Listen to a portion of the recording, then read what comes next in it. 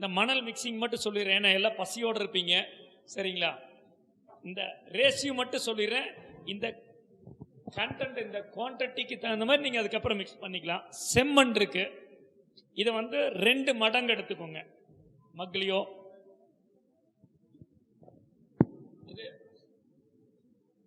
செம்மண் 2 மடங்கு எடுத்துக்கோங்க. சரிங்களா? நான் போட்டிருக்கேன் ஒரு குவான்டிட்டி தான், 2 மடங்குனா ஃபுல்லாக இல்லையாங்காதீங்க.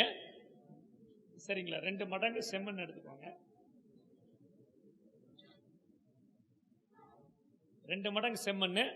இதில் கல்லுக இருந்துச்சுன்னா எடுத்துக்கோங்க. நீங்கள் செடி வைக்கும் போது பார்த்தீங்கன்னா, நீங்கள் கீழே எடுத்துகிட்டு வந்தீங்கன்னா கல்லுக இருக்கும், சிலது மண் கட்டி இருக்கும், அது விட்டுருங்க.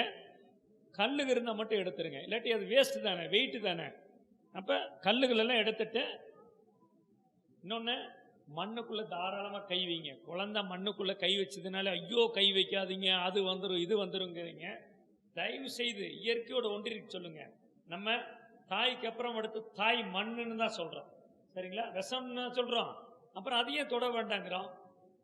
நம்ம தான் அசுத்தப்படுத்திட்டோம், நம்ம தான் அந்த மண்ணை விஷப்படுத்திட்டோம். விஷப்படுத்தினால வேண்டாங்கிறோம். நல்லா வச்சுன்னா தொல்லாமா இல்லையா?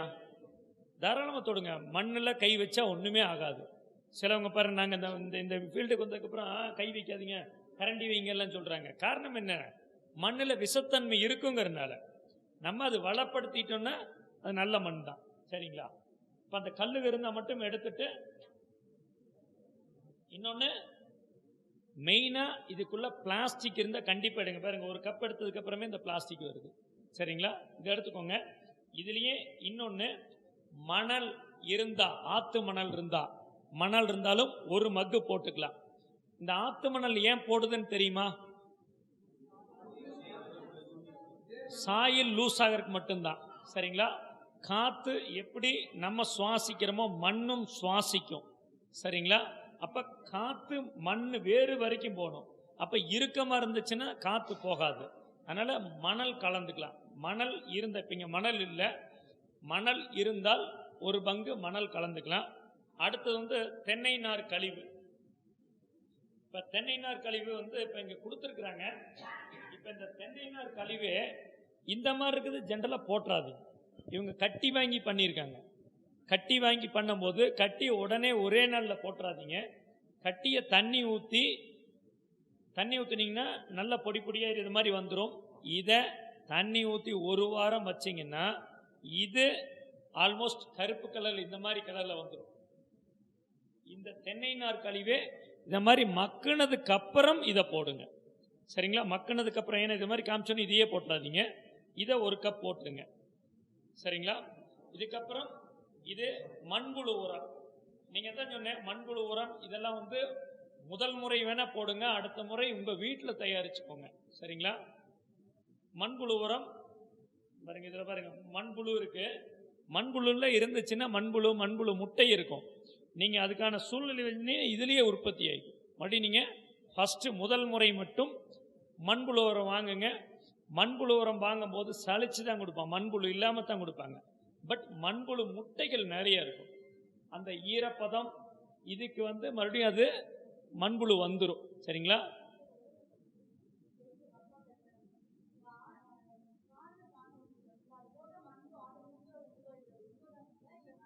இல்லை, மண்புழு கண்டிப்பாக வரும். காஞ்சி ப்ரொடியூஸ் ஆகும். ப்ரொடியூஸ் ஆகி அதுக்கு உணவு இல்லைன்னா இறந்துடும். அது சாப்பிடுது, அதுக்கு உணவு இல்லைன்னா போயிடும். இன்னொன்று, அது மட்டும் போட்டிங்கன்னா கரையானும் ஜாஸ்தி வரும். கரையானும் வரும். சரிங்களா? கரையானும் வரும். கரையான் வந்துச்சுன்னு வைங்க, இப்போ நீங்கள் காயறக்காக போட்டிருந்த இந்த தென்னை மட்டையில் சீக்கிரம் செதைச்சிரும். இந்த இப்போ நம்ம மட்டை சொன்னோம்ல, சீக்கிரம் செதைச்சு மண்ணாக்கிரும். நமக்கு கரையான் வரக்கூடாது, கரையான் வர்றதுக்கு தேவையில்லை. கரையான் வந்துச்சுன்னா இதை நம்ம இந்த மேலே போட்டிருக்க இலை தலை என்ன பண்ணோம், ஃபஸ்ட்டு இம்மிடியட்டாக 4 நாளில் சாப்பிட்டு முடிச்சிடும். அதனால நீங்கள் மண்புழு உரம் போடுங்க. நீங்கள் சாணம் அப்படி போட வேண்டாம். சரிங்களா? நீங்கள் நிலத்துக்கு ஓகே, வெறும் நிலத்தில் பயிர் பண்ணுறீங்கன்னா அது ஓகே. சரிங்களா? இது நீங்கள் மொட்டை மாடிக்கு நிழலில் போடலாம். மொட்டை மாடிக்குன்னு வைங்க, மொட்டை மாடி நீங்கள் எங்கே 10 மாடி வச்சிங்கனாலும் கரையான் வரும். சரிங்களா? உற்பத்தி ஆகிரும், மண்ணுக்குள்ளேருந்து ஆட்டோமேட்டிக் உற்பத்தி ஆகும். அதனால் அது தேவையில்லை. அப்புறம் அதே மாதிரி மண்புழு உரம் ஒரு பங்கு. சரிங்களா? இதை மிக்ஸ் பண்ணிக்கோங்க. கையிலேயே பண்ணலாம், கையில் இல்லாட்டி கூட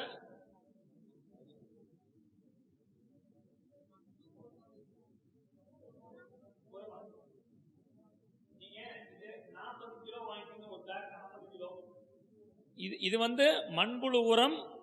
அப்புறம் இதெல்லாம் அடிஷனல், உங்களுக்கு தேவைப்பட்டால், இது கம்பல்சரி இல்லை. ஃபர்ஸ்ட் முறை வேணும்னா பண்ணிக்கோங்க, அல்லது நீங்க உங்க வீட்டில் வர்ற காய்கறி வேஸ்ட் கழிவுகளையே போட்டுக்கலாம். ஏன்னா நம்ம இதுக்குன்னு செலவு பண்ணிட்டு இவ்வளவு செலவு பண்ணிட்டுமே காய் காய்க்கலங்கிறது இல்லை. இது கம்மியான பணத்துல நம்ம ஈல்டு எடுக்கணும், அதுதான். சரிங்களா? நீங்க நல்லா கலக்கிக்கோங்க. இத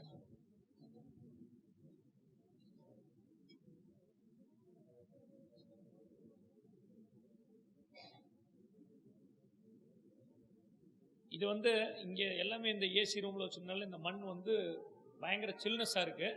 ஆனா நீங்க வெளியில எடுக்கும் போது இந்த சில்னஸே இருக்காது, அவ்வளவு சூடா இருக்கும். அதனால இதை கலக்கினதுக்கு அப்புறம் இந்த குவான்டிட்டியை நீங்க போட்டுக்கோங்க, டப்பால போட்டுக்கோங்க. போட்டோன்னே போட்டு அடுத்தது ஒரு அரை மணி நேரத்துல தண்ணி ஊற்றி இருக்கு, தேவையான அளவு. ரொம்ப சதன்னு ஊற்றிட வேண்டாம். ஏன்னா இதுல இருக்க உயிர் தன்மை, இந்த சத்தெல்லாம் தண்ணி வெளியில போயிடக்கூடாது. ஏன்னா அதிகப்படியான தண்ணி ஊற்றினா என்ன ஆகும், தண்ணி வெளியில போகும். அப்ப இதுல இருக்க சத்தும் சேர்ந்து தானே போகும். அதனால தேவைக்கு அளவுக்கானது ஊத்திக்கலாம். நம்ம சில முதல்ல விவசாயிகள்லாம் பார்த்தீங்கன்னா தண்ணி எப்படி பயன்படுத்துறதுன்னா காய்ச்சலும் பாய்ச்சலும் தான் சொல்லுவாங்க. காயனும் ஊற்றணும். இன்னைக்கு நம்ம அப்படியே இருக்கோம், நம்ம சாப்பிட்ற முறை தான் இப்போ இருக்கோம். 3 நேரம் சாப்பிட்றோம், டைம் பார்த்து தான் சாப்பிட்றோம். பசிச்சு சாப்பிட்டுருக்கோமே யாராச்சும்? பசி எடுத்து சாப்பிட்டதே இல்லை, ரொம்ப ரேர்.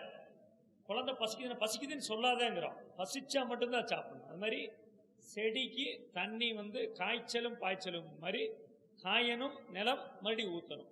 ஏன்னா மேலதான் காயணும், உள்ளுக்குள்ள ஈரப்பதம் இருந்துட்டே இருக்கும். சரிங்களா? அப்ப அந்த காய்ச்சலும் பாய்ச்சலும் மாதிரி தேவையான அளவு தண்ணி ஊற்றுங்க, அந்த சத்து வெளியில போகாத மாதிரி. சரிங்களா? இதுல போட்டீங்கன்னா, இந்த பக்கெட்ல போட்டீங்கன்னா இந்த அளவுக்கு மேல மண்ணு போட வேண்டாம். எவ்வளவு போட்டீங்கன்னாலும் ஒரு 6 இன்ச் 7 இன்ச் அளவுக்கு மண் இருக்கிற மாதிரியே, வெறும் காலி இருக்கிற மாதிரியே வைங்க. காரணம் என்ன அப்படின்னா, இதுல மறுபடி இலை தலை ஏதாச்சும் குப்பையை போடணும், இந்த மட்டை போடணும். மட்டையெல்லாம் போட்டதுக்கு அப்புறமும் ஒரு 1 இன்ச்சோ 2 இன்ச்சோ இருக்கணும். ஏன்னா தண்ணி ஊத்துனீங்கன்னா ஊத்திட்டு அப்படியே உள்ளுக்குள்ள இறங்குறதுக்காக. ஏன்னா நீங்க அப்படியே தண்ணி ஊத்திட்டே நின்றுட்டு இருக்க முடியாது. 1 மக்கோ 2 மக்கோ ஊத்திட்டு போயிருவீங்க, அது கொஞ்சம் கொஞ்சமா இறங்கும். அப்ப கொஞ்சமாச்சும் கேப் இருக்கணும். இன்னொன்னு, இந்த க்ரோ பேக் சொல்றாங்கல்ல, அதெல்லாம் திக்னஸ் ரொம்ப கம்மியா இருக்கும். அது 1 வருஷம் தான் வரும். 1 வருஷம் நீங்க வெயில வச்சீங்கன்னா கிழிஞ்சிரும், அந்த ஜாயின்ட்ல கிழிஞ்சிரும். சரிங்களா?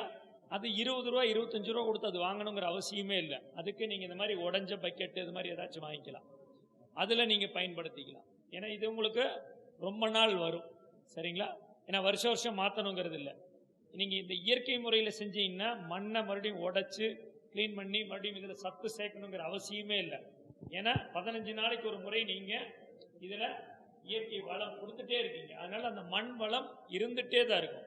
நீங்க மறுபடியும் இந்த மாத்தணுங்கிற அவசியம் இல்லை. ஆனா இந்த முறை இதுல வெண்டைக்காய் போட்டிருந்தீங்கன்னா அடுத்த முறை வெண்டைக்காய் அதுல போட வேண்டாம், கத்திரிக்காய் போடலாம், மாத்தி போடலாம். அந்த கவர்ல கத்திரிக்காய் போட்டீங்களா, தக்காளி போடுங்க, மாத்தி பண்ணுங்க. எதை செஞ்சீங்கன்னாலும் அதே கவர்ல அதே செடி வைக்க வேண்டாம், மாத்தி வைங்க. இன்னொன்னு, பெரிய கவர் இத மாதிரி கவரா இருந்தால் எந்த செடி வச்சீங்கனாலும் அது கூட ஒரு கொத்தவரங்காய் வச்சிருக்கு. இத மாதிரி இந்த அளவு தயா இருக்கிற தொட்டியில வச்சுட்டீங்கன்னா தாராளமா நீங்க ஒரு கொத்தவரங்காய் செடி வைக்கலாம். கொத்தவரங்காய் செடி யூரியா செய்யக்கூடிய வேலை செய்யும். காத்துல இருக்க நைட்ரஜன் எடுத்து கொடுக்கும். யூரியால நைட்ரஜன் தான் இருக்கு, அந்த நைட்ரஜன் அதுக்கு கொடுக்கும். அப்ப ரெண்டுக்கும் சப்போர்ட்டா இருக்கும். கொத்தவரங்காயும் காய்க்கும், அந்த செடியும் இருக்கும், மண்ணும் வளப்படும். சரிங்களா? வேறு முடிச்சிருக்கும். அதனால 5 செடியில வைக்கல. இப்ப நீங்க இவ்வளவு இதோட இது ரவுண்ட் டயா இருக்குன்னா எண்டுல வைக்கணும். ஒரே செடியா இருக்கணும். இதுல ஒரு செடி மட்டும் மாத்தி வைங்க. சரிங்களா? பெரிய நீங்க தண்ணி ஊத்துற டப்பு இருக்கும், டப்பெல்லாம் இருக்கு, டப்புல எல்லாம் நீங்க 3 செடியில வைக்கலாம், 3-4 செடி வைக்கலாம். கீரை போடலாம், டப்புல எல்லாம் நீங்க தாராளமா கீரை போடலாம். உடஞ்சிச்சுன்னா பிளாஸ்டிக் கேர்னட் போட்டு இன்னொரு டப்பு வாங்குறதுக்கு தான் ரெடியா இருக்கும். இல்ல உண்மை அப்படித்தானே? உடஞ்ச அடுத்த செகண்ட் எப்படா பிளாஸ்டிக் யார் வருவோம்பா, மறுபடியும் 30 ரூபா கொடுத்து கவர் வாங்குவோம். அந்த டப்பை பயன்படுத்தி இருக்கலாமே அதுக்கு. அப்ப நம்ம ரீசைக்கிள் தான். நம்ம வீட்டில் உடைந்த பொருளை ரீசைக்கிள் பண்ணி பயன்படுத்திக்கலாம். சரிங்களா? இதுதான் மிக்சிங். இவ்வளவுதான். இதுக்காகத்தான் இவ்வளவு நேரம் உட்கார வச்சிட்டோம். சரிங்களா? தவிர்க்க முடியல. ஆமா, இன்னொன்னு இதைவே இந்த கேன் இருக்கு, இந்த கேன் மூடியோட தான் இருக்கும்.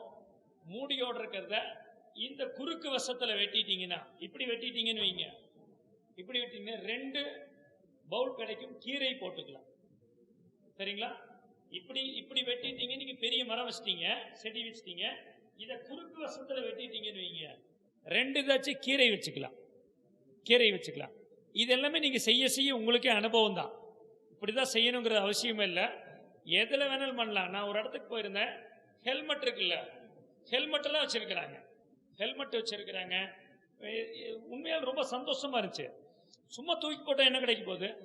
ஹெல்மெட்ல எல்லாம் செடி வச்சிருந்தாப்புல ஒரு தம்பி. அது மாதிரி நம்ம விருப்பம் தான். அந்த பயன்படுத்தக்கூடிய முறை மட்டுமே தான். இதோட இது இதுதான். இப்படிதான் செய்யணும். பொருள் எதை வேணாலும் நம்ம பயன்படுத்திக்கிறோம். சரிங்களா? இதுல தான் பயன்படுத்தணும், க்ரோ பேக்ல தான் வாங்கணும், இதுல தான் அழகுக்குன்னு வேணா செய்யுங்க. நீங்க அழகுக்கா செய்யறோம், அழகுக்கு செய்யல. நம்ம காய்கறி மட்டுமே வேணும். சரிங்களா? ஆரோக்கியத்துக்கு மட்டுமே. இன்னைக்கு ஆரோக்கியத்துக்கு நம்ம வாயில தான் சொல்றோம். தெரிஞ்சு மட்டும்தான் பெப்சி குடிக்கிறோம், தெரிஞ்சு மட்டும்தான் ஃப்ரிட்ஜுக்குள்ள வச்சுக்கிறோம், தெரிஞ்சு மட்டும்தான் நிறைய செய்யறோம். உண்மையா இல்லையா? இன்னைக்கு வாட்ஸ்அப்ல வராத மெசேஜா எவ்வளவு நல்ல மெசேஜ் வருது. எத்தனை பேர் கடைபிடிக்கிறோம்? யாரோ ஒருத்தர் பிடிக்கிறோமா? அப்ப தெரிஞ்சு வச்சுக்கிறோம் அந்த விஷயத்த. என்னைக்கு நடைமுறைப்படுத்துறோமோ அன்னைக்கு தான் ஆரோக்கியமா இருக்கும். உண்மையா இல்லையா? அதனால இது எல்லாமே கேட்டிருப்பீங்க, தெரிஞ்சிருப்பீங்க. கண்டிப்பா நடைமுறைப்படுத்துங்க.